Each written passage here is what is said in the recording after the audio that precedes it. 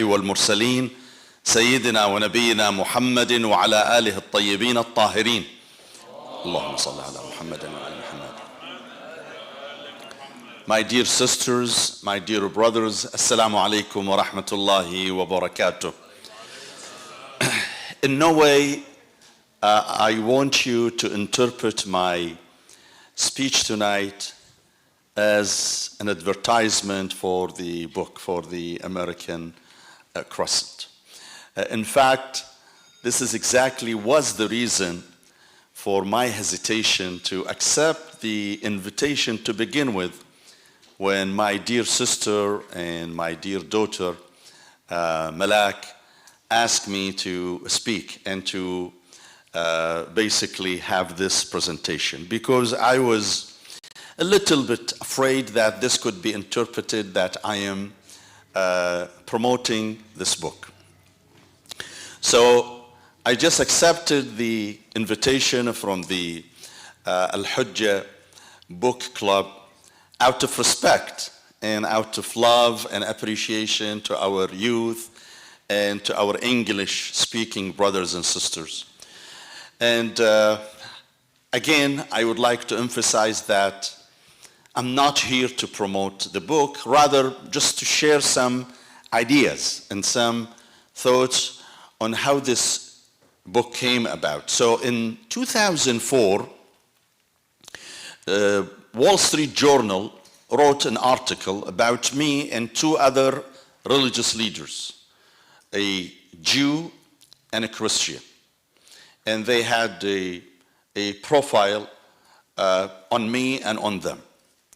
A few days later, I received an invitation, a letter actually, from a guy named Will Morphy, who happened to be the vice president of a giant publishing house in America, and I'm sure most of you have heard their name. It is called Random House. Random House is one of the biggest publishing companies in the United States.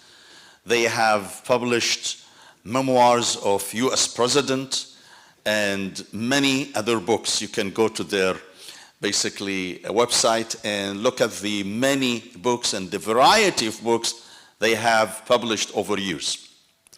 Will Morphy asked me if I would like to write a book on Islam, and Random House is willing to publish that book.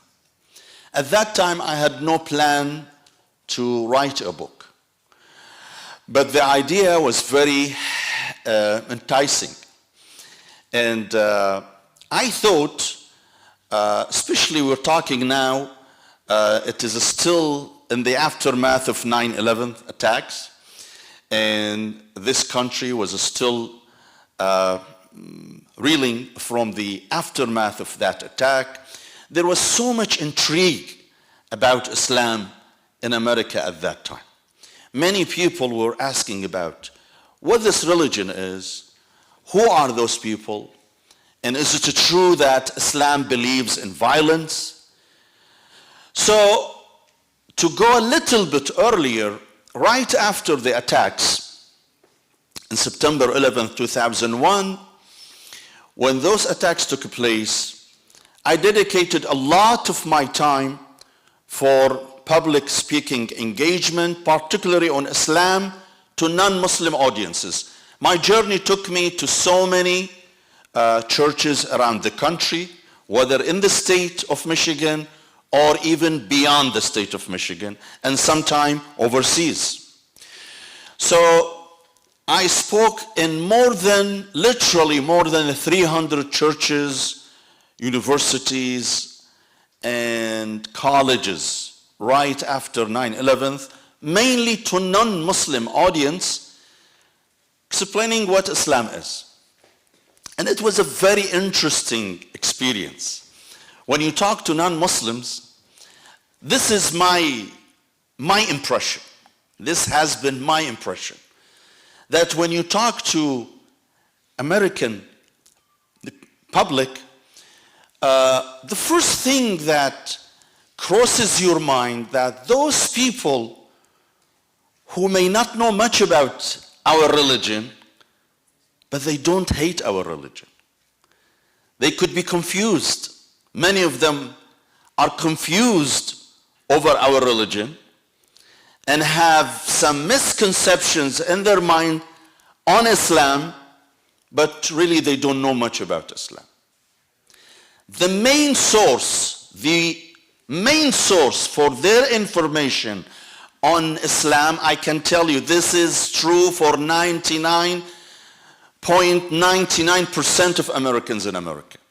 Their main source of information on Islam is either Fox News or one of other, channels operating in the United States, run by sometime non-Muslims and sometime by anti-Muslims. So when I started speaking to non-Muslims, I found a very receptive congregation. When I say receptive, I don't mean they came and stood in line converting to Islam, saying Shahada. No. But at least their perception of Islam after I spoke to them dramatically changed. Dramatically. I can say 180 degree. From a hostile one to a very friendly one. And my dear brothers and sisters, I always say this to my Muslim brothers and sisters. In order for us to introduce Islam to non-Muslims, we really don't need to praise Islam. We don't need to beautify Islam. We don't need to put makeup for Islam. Islam needs no makeup. Islam needs no beautification. Islam needs no plastic surgery. All you need to do is to speak the truth and dispel misconceptions exist in the mind of American people about Islam.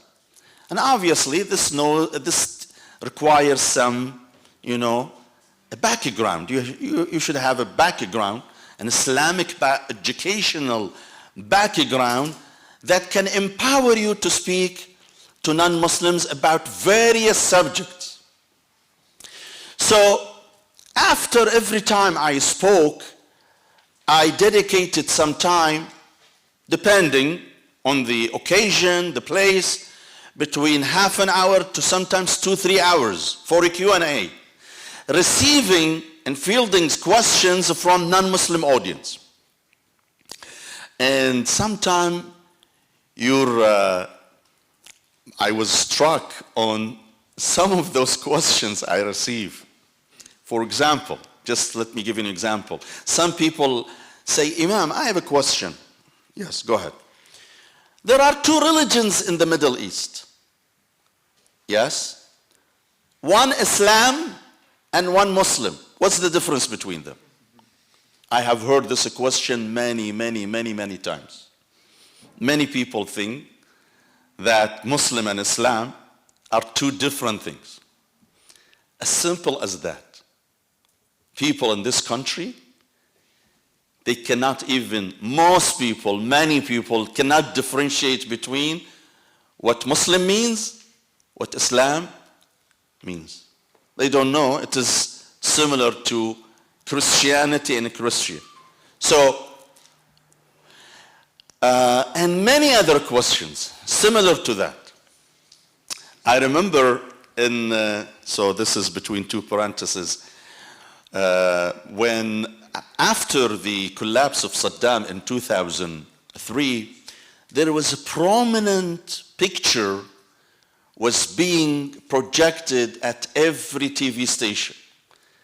It shows an Iraqi guy holding his slipper, his flip-flop, hitting the picture of Saddam Hussein. Do you remember that picture? Some of you may not recall, but those who are a little bit older, they remember that. This picture was featured prominently in the American media. An Iraqi guy having his sandals and hitting Saddam's picture with his sandals. So next day, I received a call from a priest or a pastor, I'm not sure right now, in Texas.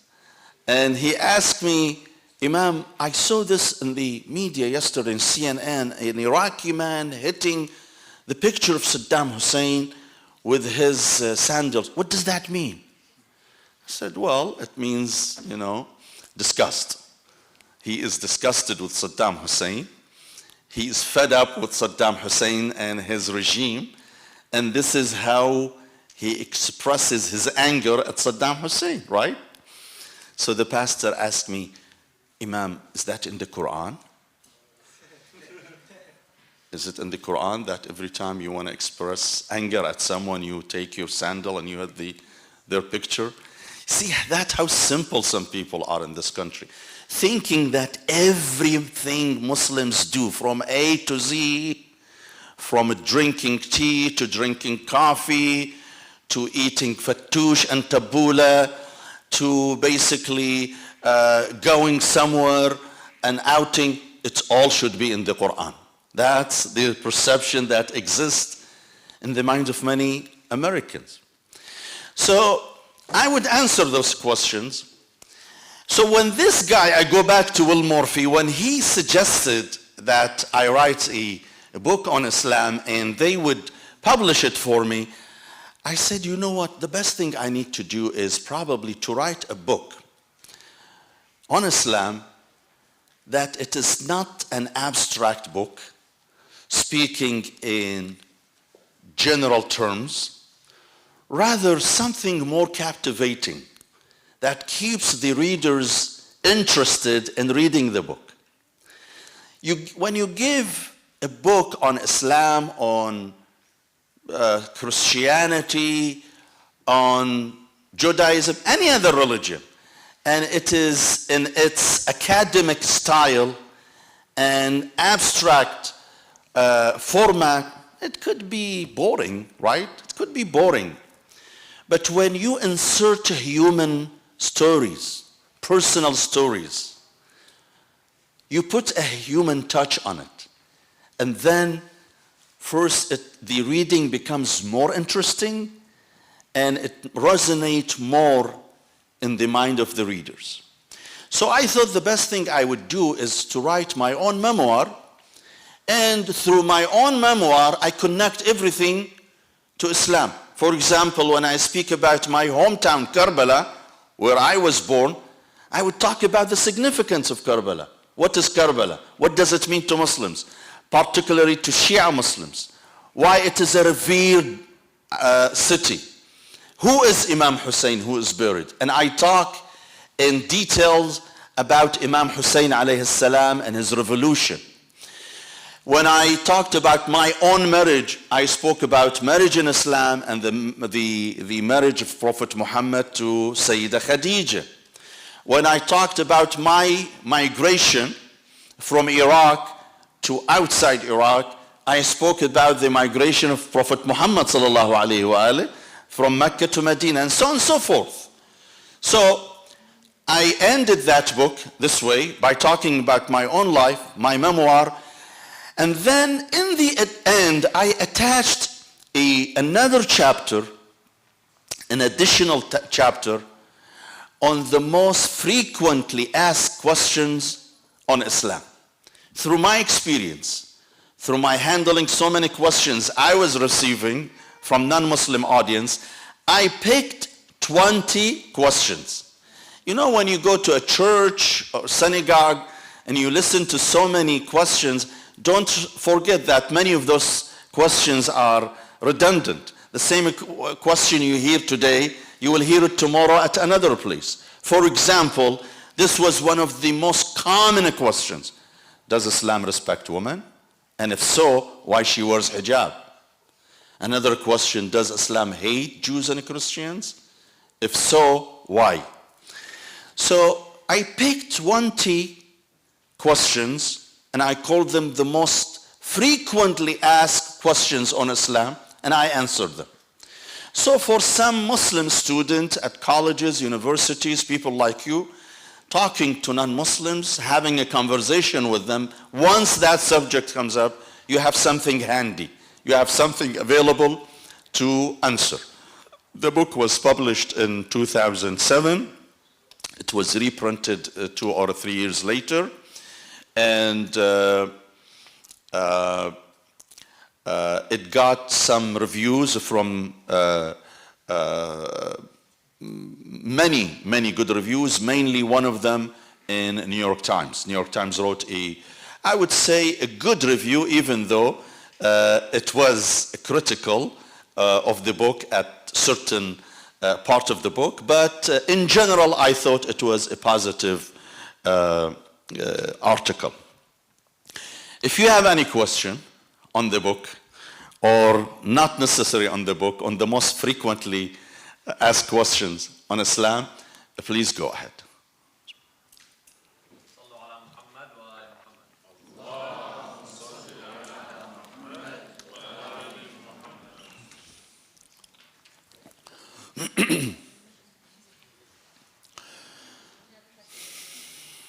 Ahmed, I would ask if you can read them and I will answer. Do we have another microphone, or that's the only microphone? Okay, so let's share the microphone.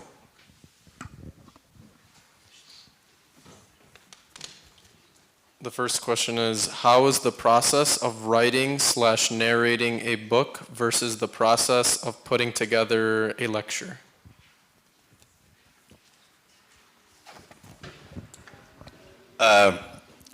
There is a huge difference between writing a book and preparing for a lecture, because I'm a lecturer as well.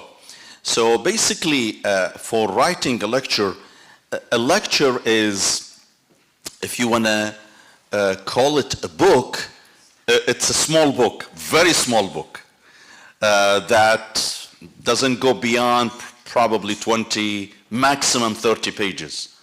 But now you're talking about a book of almost 300 pages. And remember, in your book, just like in your lecture, you have to have a uniting idea that goes through the entire book, and it's re-emphasized through the book. But in the lecture, you don't have such a long topic to speak about. You have a topic that's worth of probably maximum 1 hour speaking. So definitely, preparing for a lecture is less challenging than preparing and writing a book.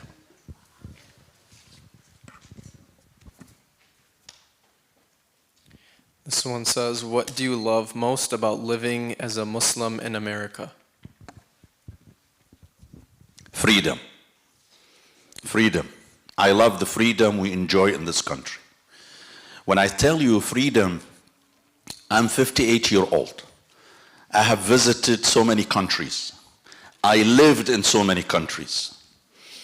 And I can tell you from a personal experience that Muslims in this country by far enjoy a freedom that they do not enjoy at any other country, including Muslim countries. And I'm talking about their even religious freedoms. You know, in one street here in America, you see a church, mosque, synagogue, all lined up. And they each goes to their own worship place with no hassle. This is a rare view in the world, where you see everybody, whether you're Christians, Muslim, Jews, Hindu, they go to their places of worship and they don't fight. Now I'm talking to you, Muslims and Hindus are fighting in India. There's a big fight between Muslims and Hindus in India. The government, the extremist government of India, is denying Muslims their basic right. Some Muslim women don't have the right to wear hijab inside colleges and university campuses in India, simply because they are Muslim. In France always brags about being the mother of the French Revolution, and the country in which they boast themselves about human rights and personal freedom And in France, Muslim women cannot wear hijab when they go to public schools and universities. It's such a mockery that they call themselves a free country, and they mock any Muslim country that does not promote personal freedom, yet they don't allow Muslim women to wear hijab in public places.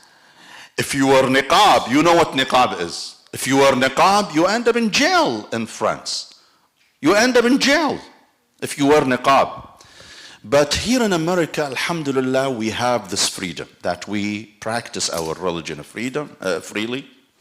You all see that during Ashura, Ramadan, at every single event, we enjoy this immense freedom that Muslims share and enjoy in this country. And this is a big ni'mah from Allah subhanahu wa ta'ala.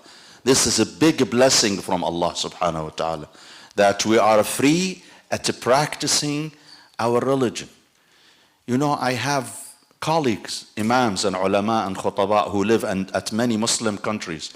They tell me, Sayyid, we envy you for the freedom you have at the Friday prayer. I say, how?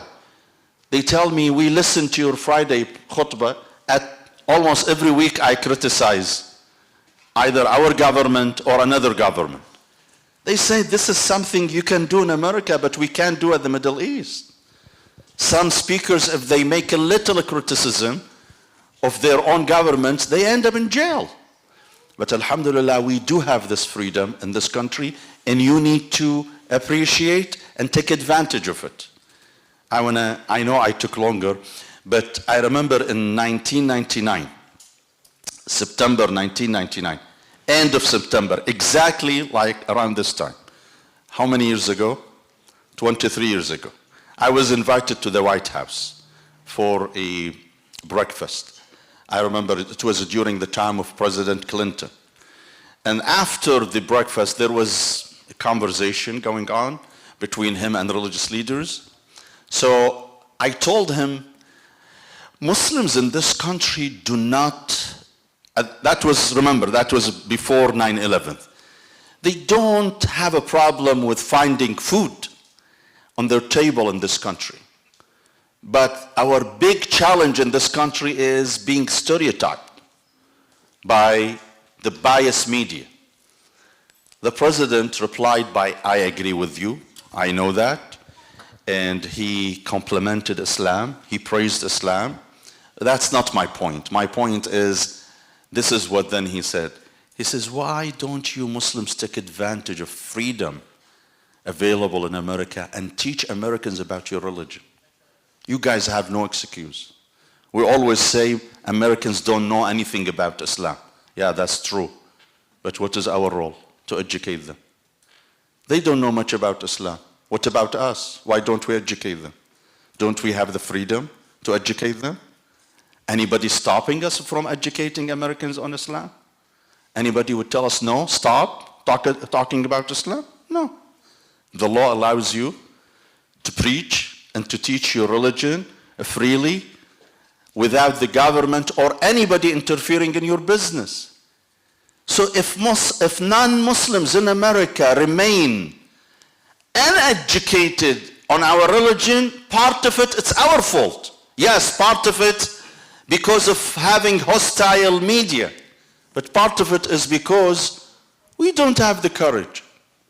We don't have the courage to teach Americans about The first time I visited Dearborn in February 1993, I was at a friend's house in East Dearborn.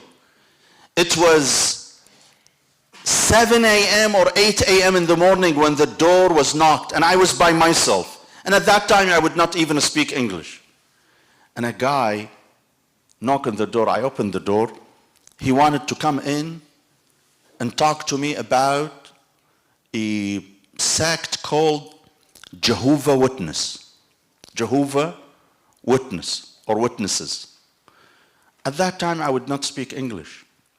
I told him, I'm sorry, I don't speak English. Plus, the host of the house is not here, so I might not be able to allow you to come in. He says, what language you speak? I I said, Arabic. He said, fine. He got a pamphlet from his own, bag he had with him, in Arabic, speaking about Jehovah's Witnesses. He would not relent. He would not leave me alone till he made sure I got something from him, hoping that he would convert me to Jehovah's Witness. Imagine how bold they are. Do we do this?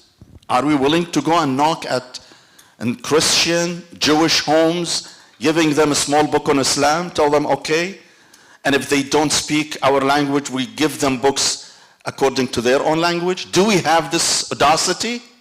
No. Many of us, the first thing they do when they come to this country, what do they do? What do they do? What do they do? They change their name. Muhammad becomes Mike. Ali becomes Alex. They are even ashamed of their Islamic names. And this is the problem, that when we are afraid, when we are afraid to teach our religion in a free country like this country, then we should not blame others. Yes, Ahmed. This question kind of elaborates more on what you were talking about. It says, in your book you mentioned many encounters with political figures. What are the struggles with these encounters? Look, I spoke in the book about my encounters with many political figures. But I would like to emphasize one thing. I'm not a politician. I'm not politician. I'm just a religious figure. And the reason I met with those figures, political figures, and the reason I traveled to Washington is because I was invited. And because I'm invited, I thought it could be a golden opportunity for me to speak to those politicians on Islam. Now, I'm not naive. I'm not going to think by 10 minutes of conversation with this politician or that politician will turn them into becoming Muslims. No, I'm not that naive. I'm not delusional. But what I know is this, that when you have a conversation one-on-one with someone, you got to leave some impact on that person. And there's no way that person will not be somehow influenced. Why? Because they are human beings. This is the nature of us being human beings.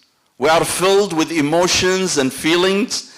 And when you talk to me, and you talk to me in a nice way, you may change a perception I had in my mind about you.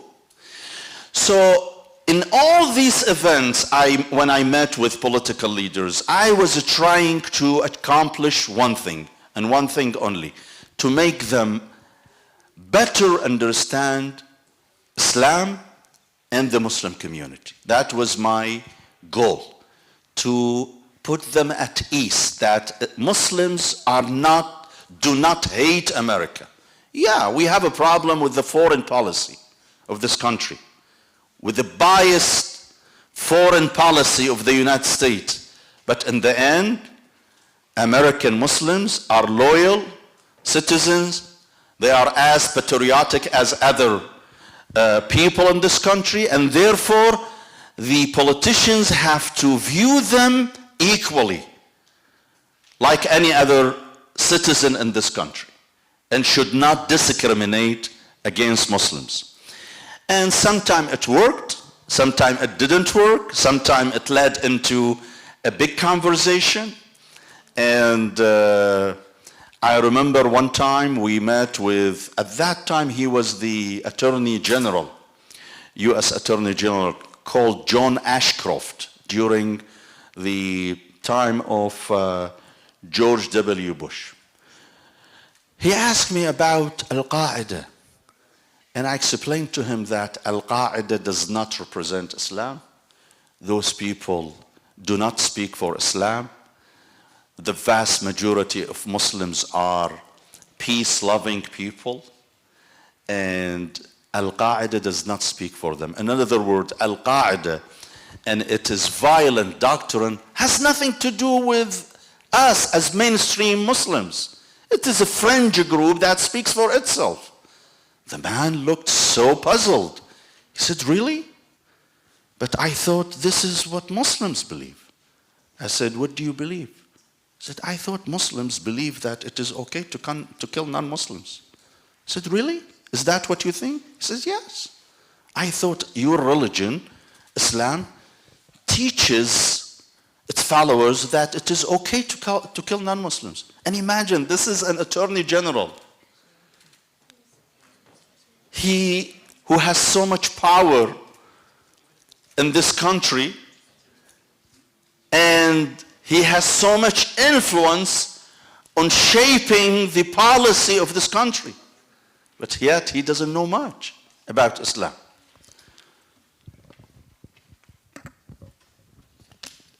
What was your motivation and greatest challenge in writing this book? My main motivation, as I mentioned earlier, is to offer American readers a tool, an easy tool for them to understand Islam. Another source of learning about Islam.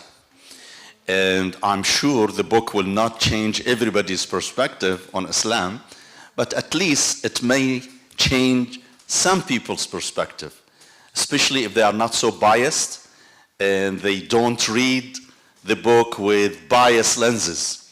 They put their biases aside and read the book objectively. I'm sure it will definitely change. I need to repeat that. The main goal, the main target of this book is not Muslims. It is non-Muslims. The book was targeting non-Muslim readers. So that was the idea, is to introduce Islam in simple words, very simple words, and through, I would say, engaging style on personal level, introducing Islam to non-Muslim readers. Would you add anything else to the book almost 20 years later, if you wrote it today?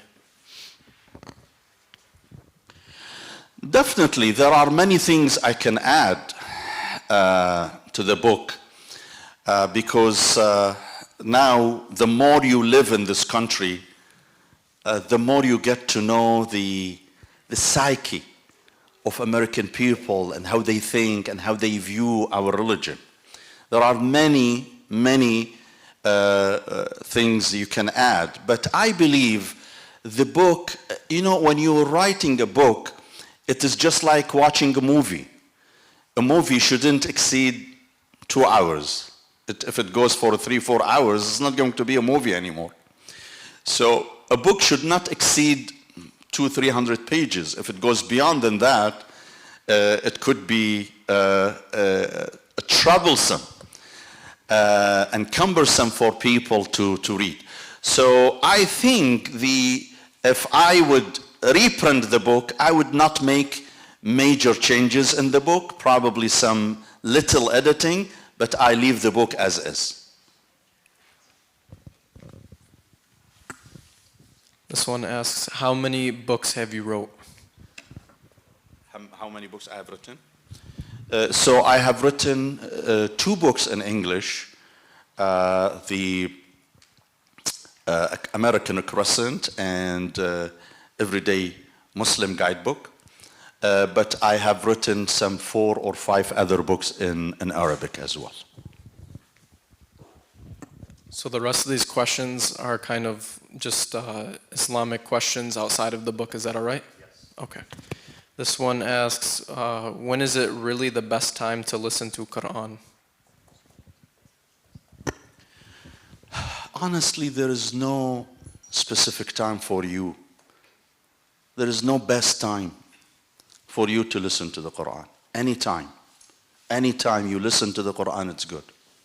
I tell some friends who ask me, do I have to have wudu? No, you don't have to have wudu. Can I listen to the Quran or even read the Quran while I am laying in my bed? Yeah, you can do that. It's not haram. Anytime you feel like it, read the Quran and listen to the Quran. I give you a little tip. How many of you have cars? You drive your own cars. How many of you raise your hand, please? Okay. Almost half of you. I'm sure while driving, especially you drive in America, sometimes it takes you an hour to get to your destination. What do you do when you are driving and doing nothing? What do you do? I want to hear some answers. Yes. To be honest, when I go to work, I usually listen to Quran like right before I go to work, like usually around like 7, 8 in the morning. You listen to the Quran. This is one way you read the Quran. You don't need to always open the Quran and read the Quran. You may not have that time, the luxury of having the time to read the Quran. One way to do that is play the Quran and read with the reciter. Read with the reciter the Quran. You don't want to read yourself? Fine. Listen. Listen. You don't understand Arabic? Listen to it in English. There are many now recitations that combines between Arabic and English. Listen to it in English. So every time you're driving, you have nothing to do. Your drive will take you 30 minutes, 50 minutes. Listen to the Quran. Take advantage of time. Listen to some lectures. Now, most of you have access to Wi-Fi through your phone plans, just like I have, right? I have Wi-Fi anywhere I go in the US because of my phone plan. So while you're driving, go to YouTube and listen to an English lecture by Haj Hassanin Rajab Ali, by someone. Take advantage of time. Don't let time passes without you doing something. If you take advantage of the time you spend while you're driving, you will realize after 1 year that you could have utilized hours, many hours. You could have finished 5 books, listening to 5 books while you're driving. So one way to listen to the Quran is when you're driving. But to ask me what is the best time, there is no best time. Anytime you have the mood to read the Quran, it is a good time.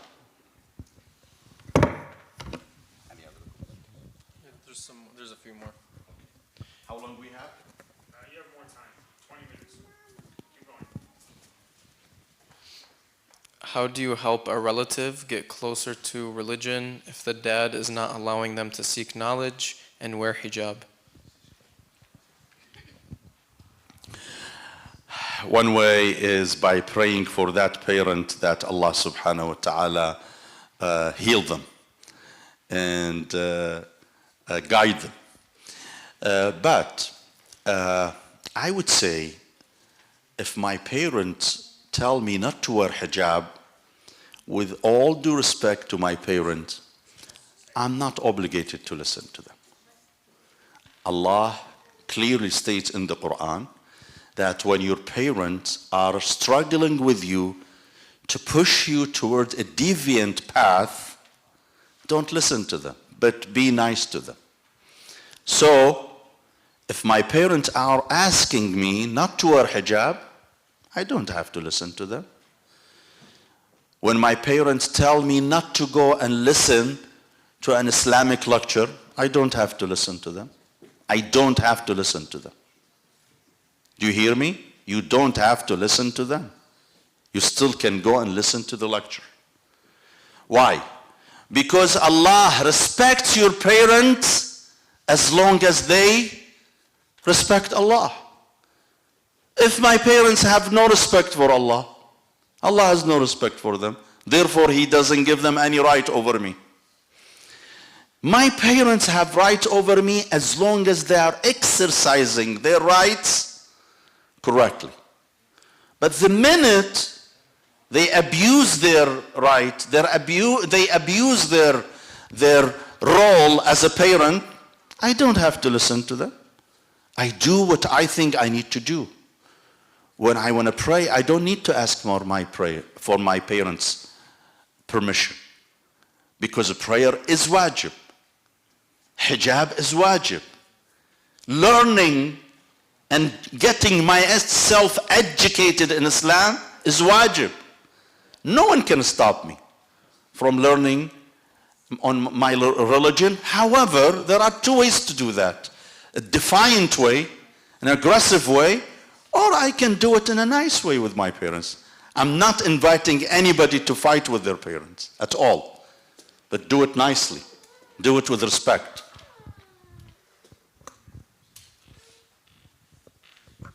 What are some advice that you can give for people trying to get married in the West? Well, they have to listen to a 3-hour lecture then. But if you ask me one tip of advice, I would say don't focus on anything materialistic. Don't worry about how big your house will be after marriage, how many rooms it has. Don't focus too much on how luxury your car is. Don't. Focus on things that really have essence. Meaning, when you are trying to establish a family, don't be fooled by anything that will not have a real impact on your marriage. But focus on the way she talks, her akhlaq, her manner. Does she pray or not? Does she hail from a good family or not? And vice versa. When you are approached by a guy, don't be fooled with how many languages he speaks, with how much money he has, with how many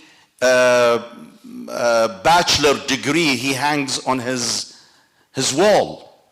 Rather, on his akhlaq, on his mannerism. Is he a good person or not? Is he a selfish person or not? If he is an arrogant person or not? Always focus on those values. Don't be deceived by things are not so relevant. I said the other day in my Arabic lecture during the Arba'in, and we will take one more questions and we will conclude.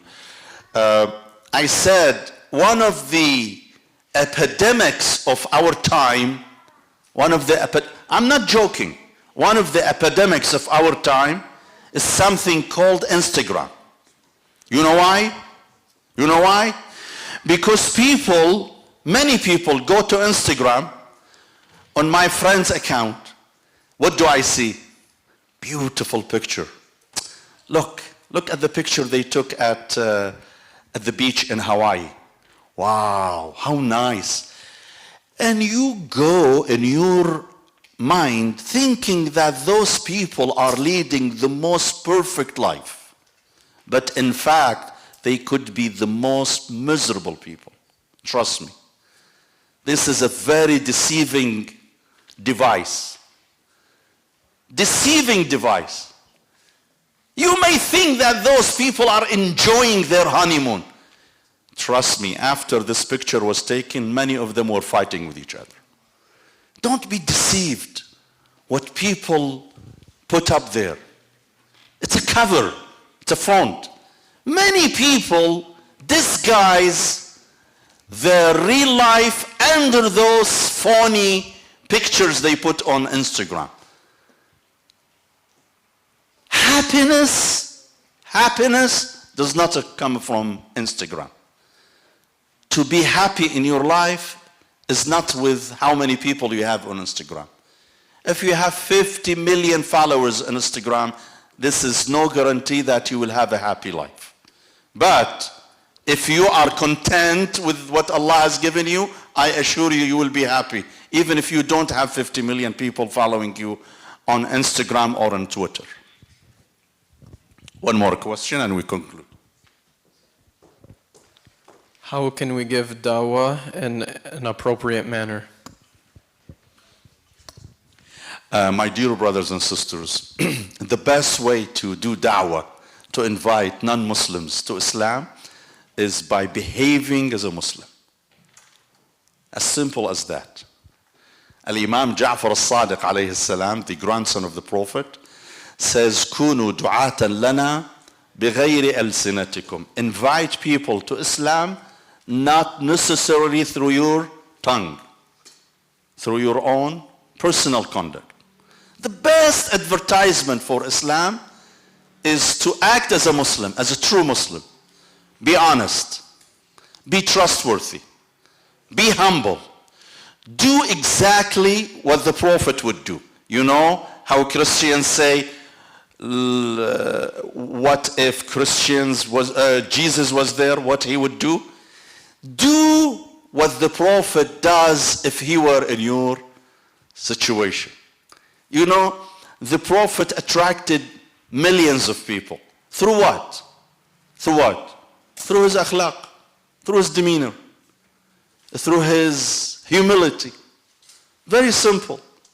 When he goes to the market and he sees a woman struggling to carry her load, an elderly woman struggling to carry her load, and he would approach her and he would offer his help to take her load.